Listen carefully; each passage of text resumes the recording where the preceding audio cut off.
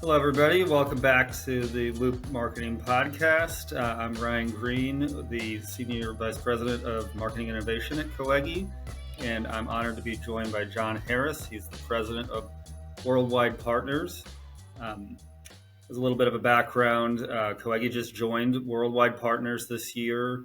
Worldwide Partners is a group of independent agencies, about 80 agencies worldwide that cover the full gambit of marketing services, from creative to production to branding to media and data services. And John has done a spectacular job of bringing together some of the brightest minds worldwide of agencies and innovative groups that are really contributing to some breakthrough marketing and advertising campaigns. And it's an honor to have joined your network, and it's an honor to have you today, John. So thanks for joining us. Ryan, thank you. And we couldn't be happier to have Coegi joining the network. You've been a fabulous addition and really contributing at a very high level. So officially welcome, and looking forward to our conversation. Yeah, and it's a pertinent one, as so much is changing in marketing, even before the pandemic, but certainly afterwards. The value of truly collaborative partners to brands, I think the lens of that has changed, at least the 10 years that I've been at Coegi, but certainly recently too. Independents have an interesting strategic advantage in a lot of situations to be able to really integrate with the business goals of the brands that we're representing, and to bring forth the right tools and the right people to cut through a lot of the red tape, to be more quick and nimble. And we've found that, in spades in the partnerships that we've formed with Worldwide Partners agencies. I'd love to hear more about the background, about the genesis of your involvement with Worldwide Partners, what ultimately led you to found the network. What's your background, and talk about that a little. Sure. Well, I'll start way back when, but I'll be brief because I'm not sure everybody wants to hear my whole history. But I first started in marketing, working for a radio station in Houston, Texas, as the station mascot. So if you think those big old wooden radios that were rounded at the top, this was the mascot was called the Runaway Radio. And but this was the 80s, so it wasn't a wooden radio costume. It was a red one with a lightning bolt on the top, and kind of slid over my head, and had white tights and big red shoes, and had no peripheral vision in this costume. It was. I'm disappointed that you did not wear that today for this podcast. Yeah, well, I thought about it, but my job was to go to station events and interact and dance with the listeners. And so we would do a broadcast on a Saturday morning at a McDonald's. We were promoting McDonald's breakfast, meals, and I would go there and interact, and they'd do a live broadcast. And at the time, local radio station celebrities, jocks were the celebrities, so people wanted to see them. So we'd have 500 people show up while we were doing a live broadcast. And at lunchtime, we would go to a car dealership and broadcast from there. And another 500 people would show up, and 300 of them were at breakfast with us. And then that evening, we'd do something in a nightclub and broadcast. And another 600 people show up, and 300 of them were at the car dealership, and 200 were. And so I was just fascinated by a brand's ability to literally move people from place to place. And I think that's where I first got my bug for this, and very early on, and then went to work for a beer distributorship and drove a keg truck and made displays and interacted with the retailers, and had a really good understanding of the importance of the front line and what really happens at the channel level. And first got into the agency business working for Wonderman at a holding company and sports marketing for Miller Brewing Company. Moved to Colorado to start at an independent agency that was actually a reverse trend of what we're seeing now, which was Coors taking their in-house marketing team and then outsourcing it. So a new agency was set up, and they recruited us from around the country that had beer experience, came there, and was fortunate enough to work on Coors and Procter & Gamble and McDonald's. Then went client side at a fast casual restaurant chain called Smashburger, and then went to the performance marketing space, back to the client side as a CMO. And then I was on LinkedIn and saw an ad that said Global Advertising Network in Denver, which is where I live. And those words do not end up in the same sentence very often. And I explored this and saw that there was an independent agency network out there, which I wasn't familiar with the independent agency network model. And I saw an opportunity to take some of the background that I had at the agency side and at the client side. And in both of those, it was really building out service platforms. It was, as a client, I was selecting my performance media agency. I was building a creative team. I was finding the right experiential partner and bringing them together to collaborate, as you talked about earlier. And then on the agency side, building cross-functional teams, cross-office teams to service clients. So the opportunity to do it at the global level and do it with independent agencies was just a fascinating opportunity for me. So, and now you and I are here 7.5 years later, having a conversation. That's a great background. And I love always working with people that have an orthodox background. So going from, a dancing radio, to the head of a global network, it's quite a story. I was a professional poker player before I got into marketing, so I didn't have to dance as much, but I did have to bob and weave a little bit at the poker tables to get to where I was today. It's interesting. Let's dive in a little bit about independence, right? I think that's the one thing that brings us together. When you talk about the value of independence and the partnerships we bring, maybe to somebody who, for the first time that they're considering picking an agency at all, or getting out of the holding company and into a realm of new possibilities. How do you talk about the value that independents bring versus either in-house teams or holding company agencies?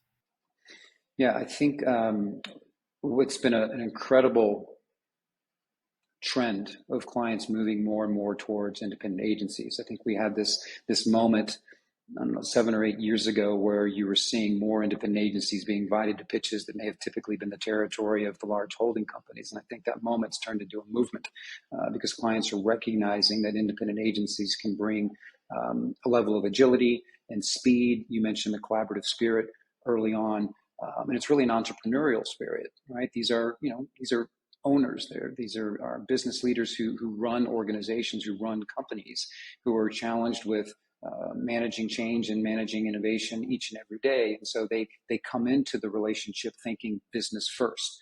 But I think ultimately the fundamental value is in independence. It's in freedom. If you look at a holding company model, these are publicly traded companies, right? They have an obligation at the end of the day, no matter what, to deliver a positive return for their shareholders. And in the independent agency world, you have the freedom to do what's right for the clients. Sometimes that is investing more in a client's business. And when we do that as agencies, that's not the client's problem. That's our problem. It's our decision to make because we've had the ability to do it. But it really changes it from a shareholder mindset to a stakeholder mindset. And the stakeholders, when you're working with independent agencies, are the clients, and you're the client's customers. We invest in our people. I think independent agencies always put senior level talent on the business because, let's face it, clients don't need just arms and legs. They need heads. And you're a senior representative on the Coegi team, and I'm sure you are working with your clients each and every day. And so having the business leadership, the business mindset, and ensuring you're having the most senior level people working on your business each and every day is of significant value that independent agencies bring to the table. Also, I think with freedom comes the freedom to challenge. Clients will come to us and they'll say, look, here's what we want you to do. And, I spent 15 years in the holding company environment, so I come from experience, that the requirement of delivering shareholder return can put you, and I was an account person, a bit back on your heels sometimes because you don't want to risk losing the account, right? So let's give the client exactly what they want. And I think independent agencies will bring the client what they've asked for. They're always going to say, here's really what we think you should do, and challenge, not in an argumentative way, but in a collaborative way, without the fear of saying, oh my God, if we lose this account, then, we're not going to get our bonuses. I mean, you just have people who bring it every day and come with a business mindset, and they're going to get it done no matter what it takes. And I think that's a very, very unique value proposition that independent agencies alone. But clients aren't going to hire us just because we're independent. At the end of the day, we have to bring those behaviors and demonstrate that we can actually, move their business forward. And that, at the end of the day, I think is ultimately what clients are looking for. Yeah, I'll definitely steal the stakeholders for shareholders verbiage. It's yours. Appreciate it. And that's really significant too, because a lot of times it is the owners that are still involved with creating the strategy and pushing our clients forward too.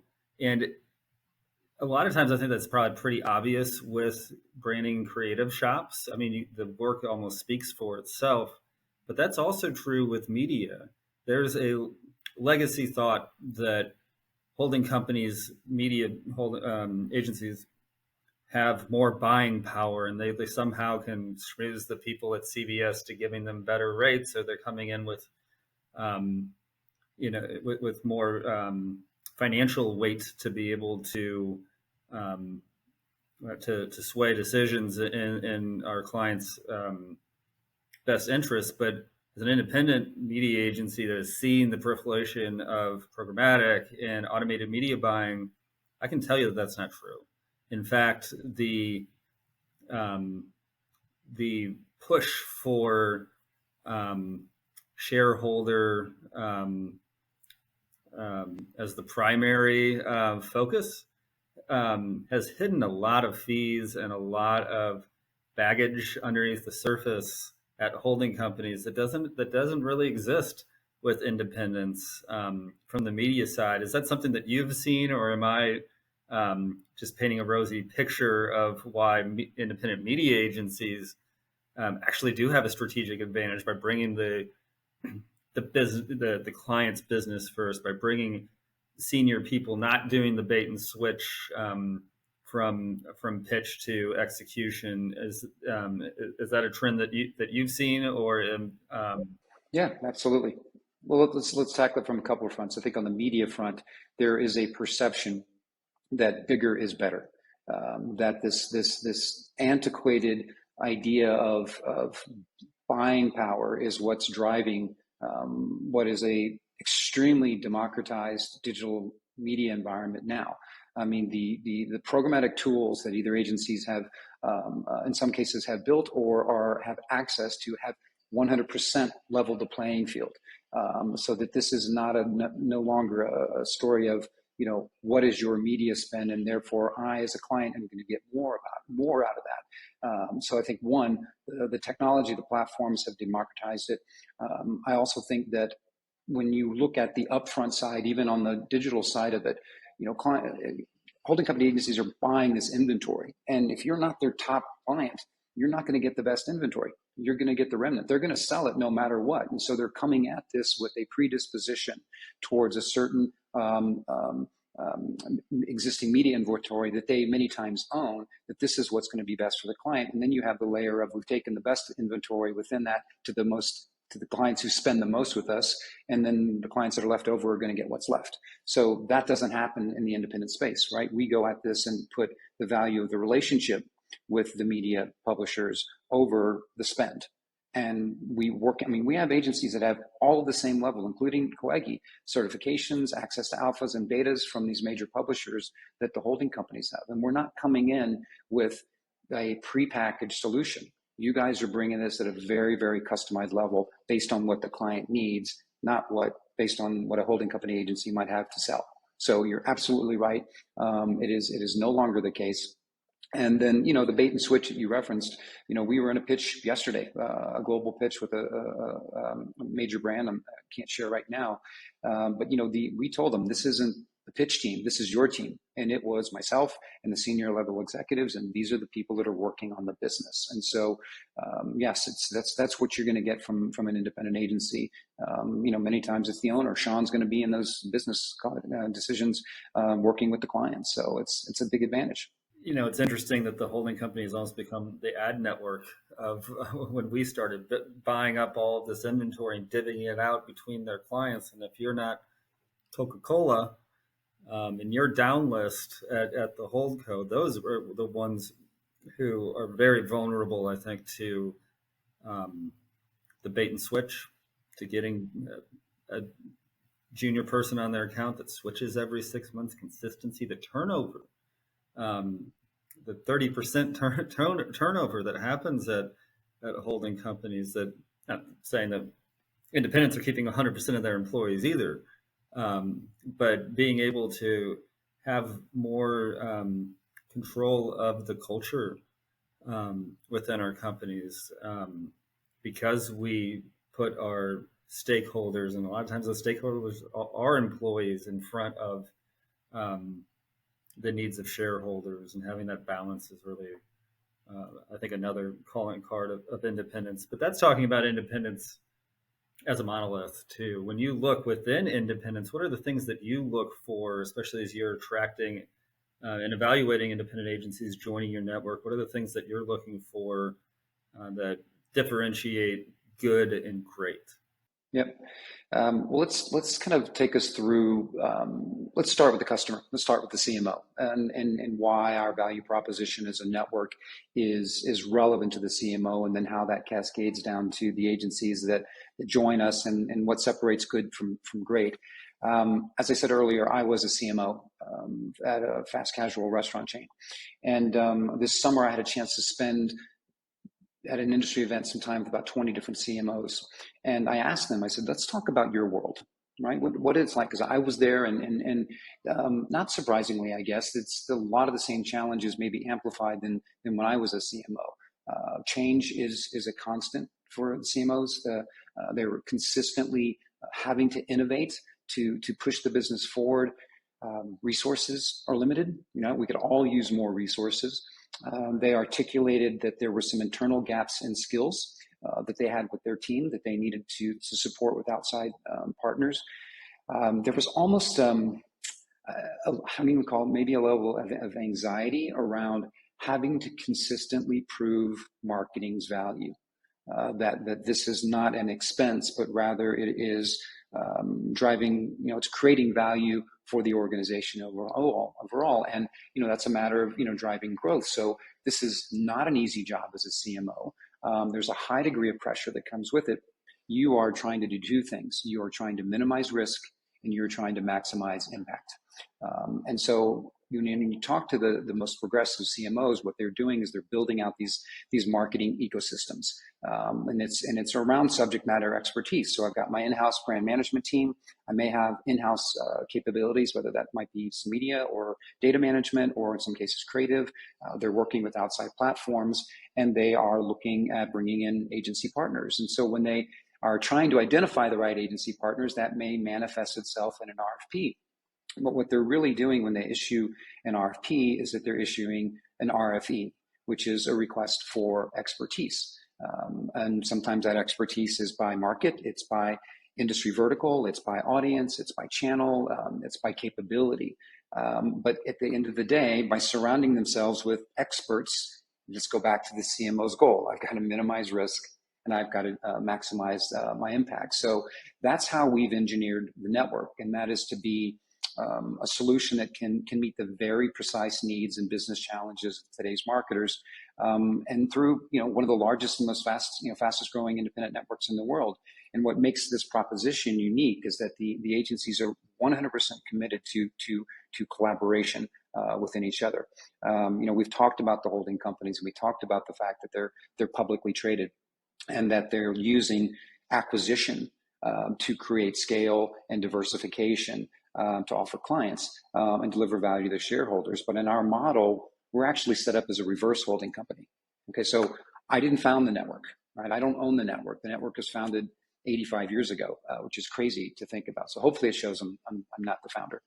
But the agencies actually own the network. So my accountability is to a board of directors of agency leaders around the globe, and we work together to set the goals and the strategies. So what happens here is, rather than the network dictating the terms to the agencies are actually dictating the terms to the network. So what that means for clients is you're going to get everything we talked about, the value of independent agencies, and you're going to get it at scale. You're going to get some of the top independent agencies in the world. We go back to that expertise. We have experts in 90 different industry verticals. We have everything from performance and digital media agencies to creative agencies to experiential agencies to PR agencies. For those of us who are old enough to remember Duran Duran, we have a sound design agency that was founded by Simon Le Bon of Duran Duran that's based in Tokyo, who recently designed the sound of the Fiat electric car. We just added an agency called Doable, which was founded by two people with disabilities, staffed by people with disabilities to help brands more effectively market to people with disabilities. So let's go back to what CMOs want. They are looking for, I need this in this market with this capability. And what we're able to do is when a remit comes in and it says, I need not just a pharma agency, but I need a pharma agency in New Jersey that has child oncology experience and a UX capability and med tech capabilities. I could say, yes, we have that. So we've rounded this group out. Yes, that may sound like a holding company, but what's fundamentally different is we have not acquired all of these agencies and said, you guys come together, push clients between each other, these offices, cross-sell services, and make our shareholders all this money. These agencies are working together because they've chosen to work together, not because they have to work together. And that element of opting in is the only incentive that they need to work together, because every agency has made a personal commitment that I want to be a part of this, and I'm going to, treat my clients, just like they're your clients, just like they weren't my clients. So we are looking for the best independent agencies in the world who are adding to our story and are allowing us to deliver the level of precision and solution that our clients are wanting for. And we're going to give you everything you need and nothing that you don't. Right? We're not here to oversell. So that's kind of how we've shaped the network proposition. 84 agencies in 46 countries. 40 of them are full service, 12 media, 6 creative, and 26 specialist agencies. So I hope that math added up. But that's how we've shaped the network and the value proposition. You know what? The brilliance of it is thinking in really tapping into what the CMO needs. And you talked about they're trying to build an ecosystem, and you've built an ecosystem essentially that can cover all of those CMOs' needs, and being able to pick the 3 needs that they have to fit their ecosystem, not the 14 needs that they don't need that come along with a holding company ecosystem that is forced upon them, right? Everything becomes customized to what their brand, their business needs. And even the title Chief Marketing Officer, I think, is under siege a little bit. There's Chief Growth Officers, Chief Revenue Officers that you're seeing more. I've been to a couple of the A&A conferences that have Chief Media Officers that are separate, I guess, from the Chief Marketing Officer. There's always the friction between finance and the CFOs wanting to have an ROI calculation for every single breath that the CMO takes. So being able to sit and understand where they're coming from, where their challenges are, and what their customers' challenges are too, to go on, another layer deeper.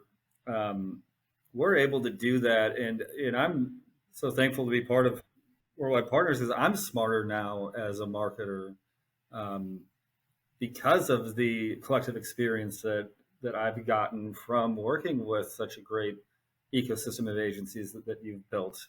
If I might build on something that you said when you were talking about the evolution of the title of CMO.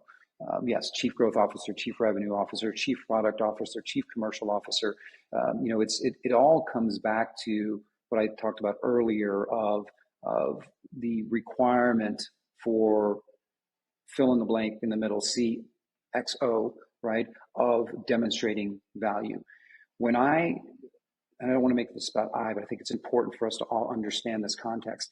When I became a CMO, I was thrilled. I was invigorated because having been on the agency side for 15 years, where you are consistently trying to uncover the right insight and bringing forth strategies and putting forth recommendations and wrapping this up in what you think is a brilliantly crafted deck and making the recommendation to the client.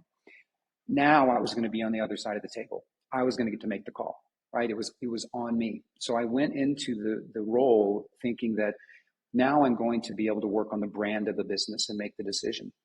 But the reality of it is that 95% of that CMO's job or chief growth officer's job or whatever you want to call it has absolutely nothing to do with media, with making decisions on creative campaigns. It is a marketing operations role. It is managing through a matrix organization. It is looking and understanding the impact of adding a different label to one sweater and the cost implications of that on EBITDA.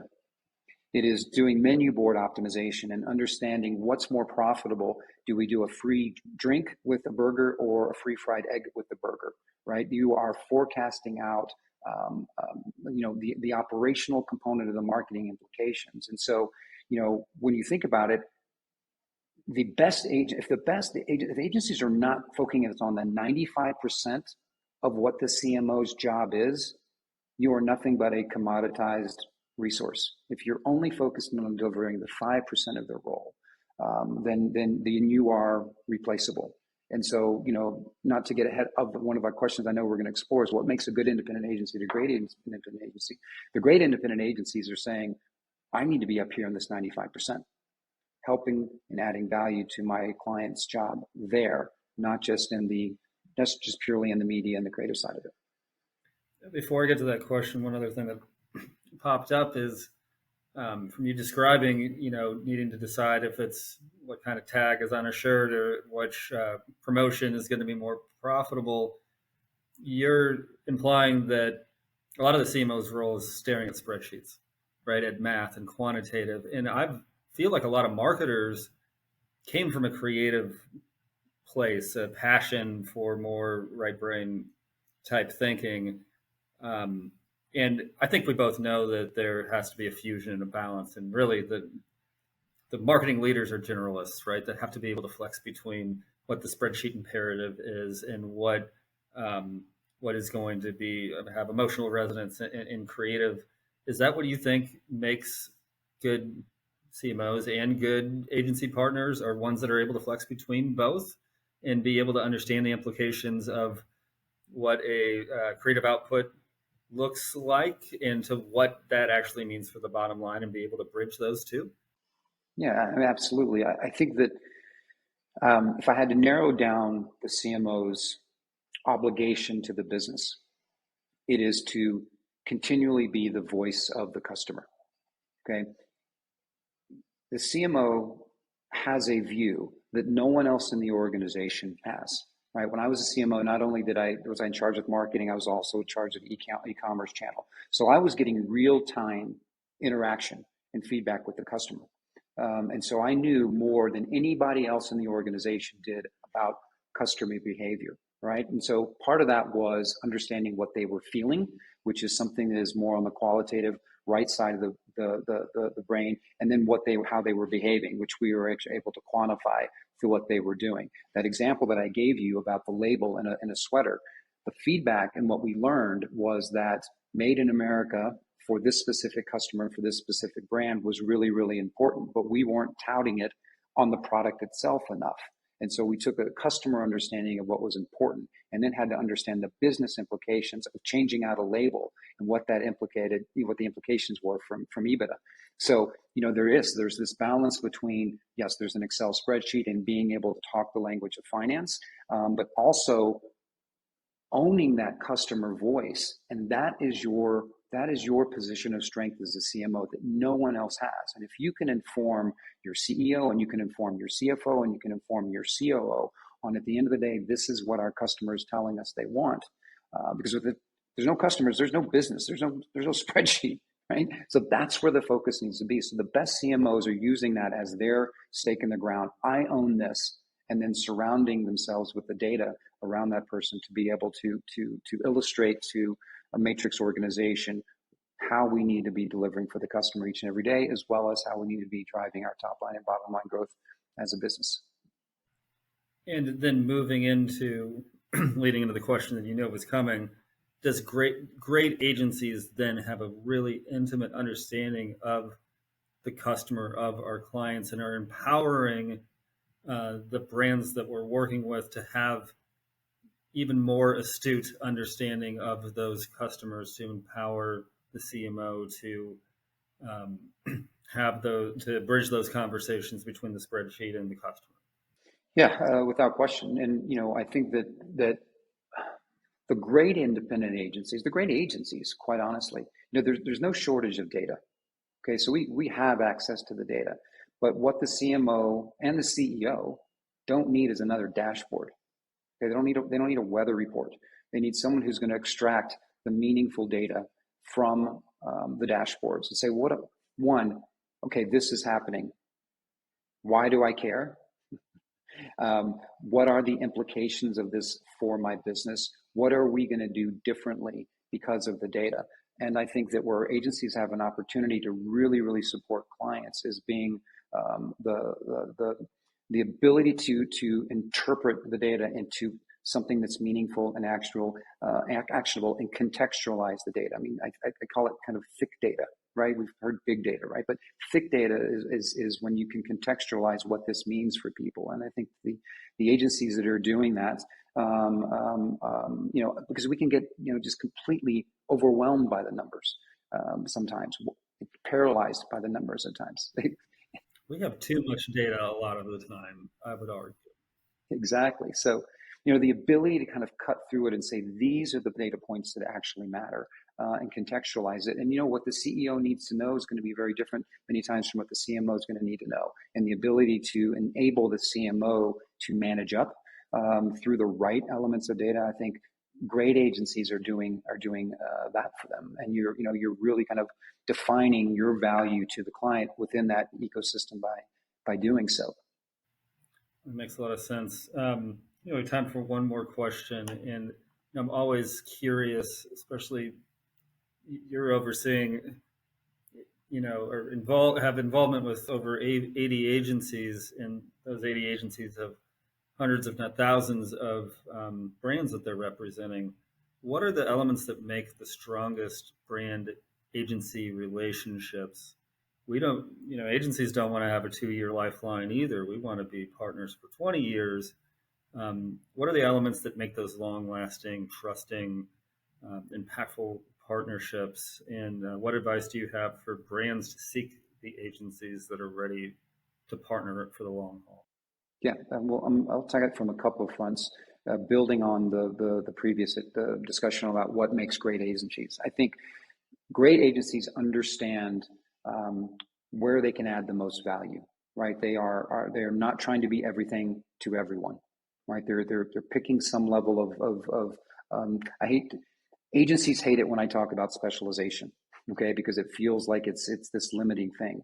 But I actually think specialization can be an advantage in that it allows you to scale.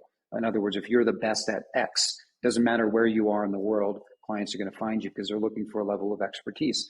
And so you've been listening to Blair Enns. Well, yeah, Blair's a good friend actually, and and Blair will tell you that as a specialist, you have the ability to charge a premium for your services, and if you are an expert in delivering that value for clients, you should be able to charge a premium, and clients will be willing to pay it for you because you understand, where you can add the most value. Clients do not need the world doesn't need another full service agency. We have plenty of them, and I'm not banging on full service shops in any way, shape, or form. Because having diversification from a client base is good, but I think when you have a really clear understanding of who you are and the ability to articulate that very clearly for clients, it helps client understand where you sit within their ecosystem.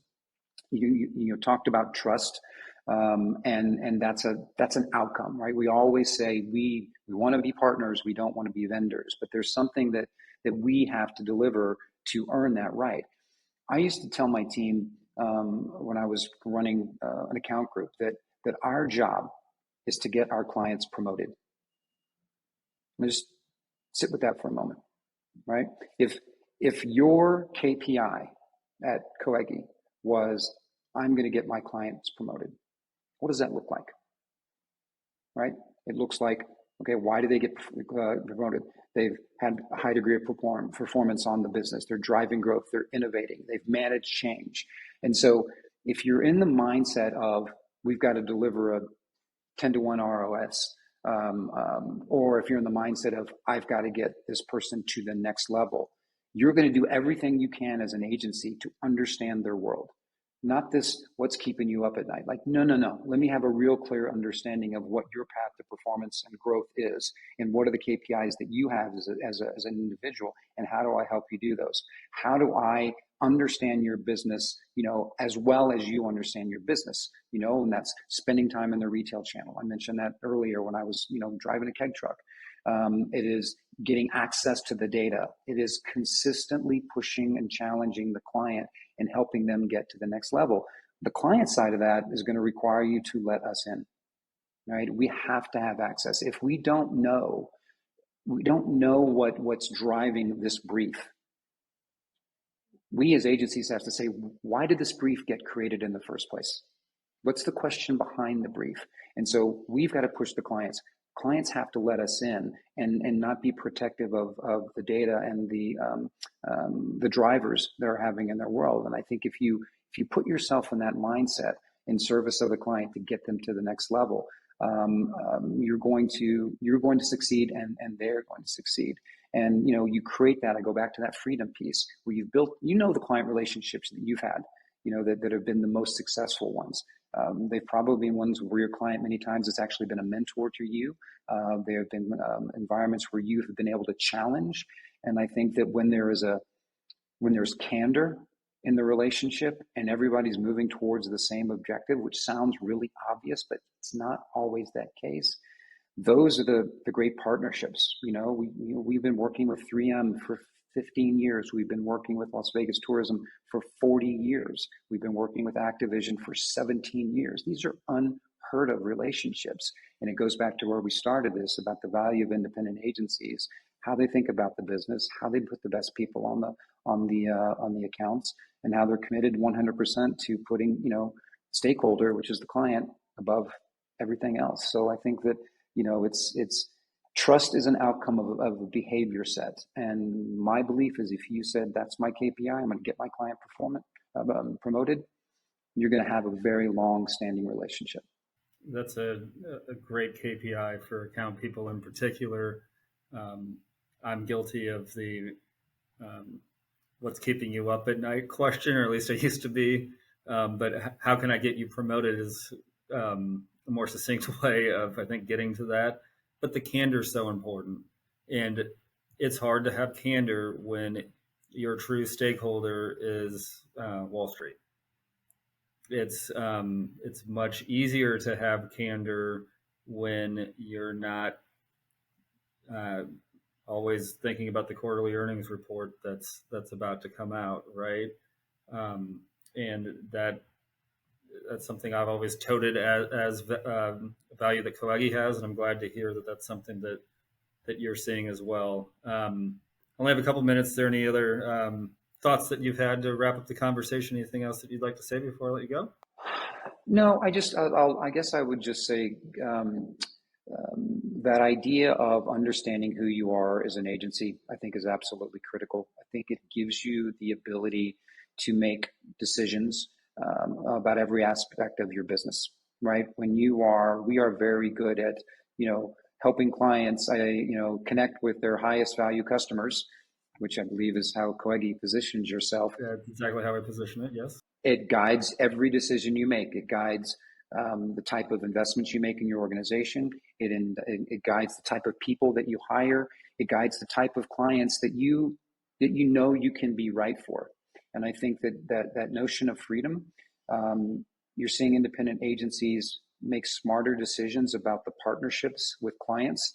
They know when they're right for a client, and they're open with the client if they feel like maybe we're not the right solution for you, and that's okay, because they have the freedom to not have to chase everything. And I think that when you know the pieces of business that you have the right to win, when you're going into, the new business, opportunities. Because let's face it, pitching is a lot of work, and it is a lot of time, not just on the agency side, but on the client side of the business, right? I mean, the data's just come out about the pitches are costing clients up to $1 million in time. And so, I think when we, as both client and agencies, get very clear of, on the client side, what we are looking for, and agencies are very clear at, this is what we do extremely well, and say, do we have the right to win this? Then everybody wins. And independent agencies are saying no to the wrong opportunities, saying yes to the right opportunities. And I think the more that happens, you're going to see the partnership between clients and agencies just flourish, versus, we're going to go after that because we need to hit the top line growth. No, the business that you're right for, the clients that you want to work for. And I think at the end of the day, clients know the types of agencies that fit within their culture as well. So I guess I'd leave the collective group of clients and agencies that are on this call to say, let's lean into the partnership opportunity, and not treat each other as vendors, and really kind of work together to elevate everybody's business. And I think our industry is going to be in a greater place moving forward. And for the brands to be infused with some of the freedom that the independents have, that also gives CMOs some freedom and flexibility from these things that they aren't able to do in-house, that they can do when they partner with independent agencies. So, well, I'll just say this: some of them are part of publicly traded companies too, as clients, and we have to be aware of that. And I think that if you're gonna, I said I was going to leave you with one thing. I'll leave you with this. I think the next killer app is not about technology; it's really empathy, right? It is everybody understanding what are you being tasked to do on the client side? What am I being tasked to do here on the client side? Where is the intersection of those two things? And let's go perform well for everybody. So I love it, John. Thank you so much for joining us, and looking forward to everything that's to come from our partnership. And thanks again. Yeah, Ryan, a pleasure. Thank you. Have a good day.